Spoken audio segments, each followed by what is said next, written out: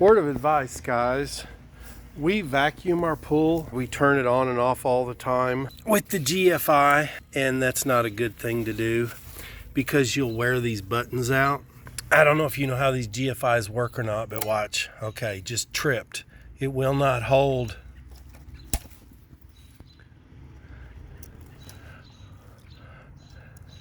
You can go in there and clean them up, the contacts, and it still won't hold. But if you stick a stick under there, but you're really not safe. But it is on a GFI breaker, even though they say waterproof. Look at the rust in there.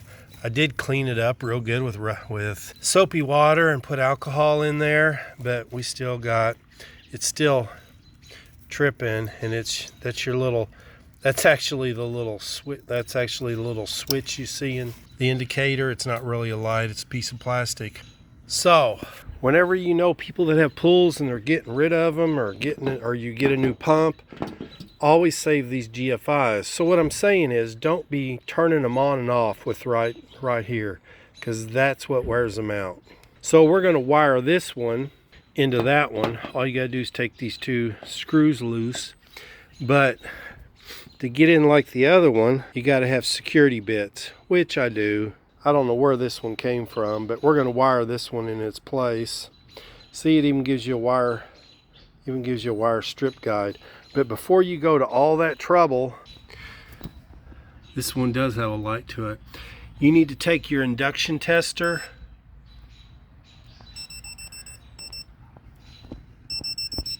and make sure it's still good before you go to all that trouble. So I recommend you take it off here and wire it in directly, and don't be splicing with wire nuts and so forth. Just take it off there. So I'm saying don't use wire nuts and just splice the wire. But the only thing that keeps the water out of this thing to begin with is a little tiny piece of rubber.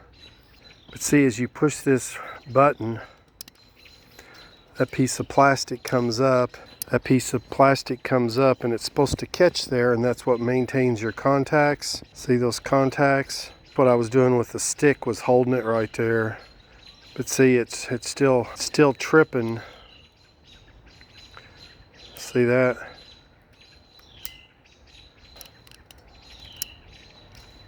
All we need to do is Phillips screwdriver. We are going to cut these wires and re-strip them so we got good, clean, fresh wire.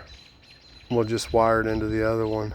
Okay, this is the new one, and one of the reasons to do it this way is this grommet to help waterproof it. It's not waterproof, it's rainproof. And all you have, and I will probably take a little bit of silicone grease that you use on spark plugs and go around this when I seal it back up. But just match your wires up, green, white, and yellow or copper. So the green is ground, the hot is the black to copper, and the neutral is the white and silver. Okay, these are terminated really nice. We're not going to be able to do that, but you'll see it's crimped there.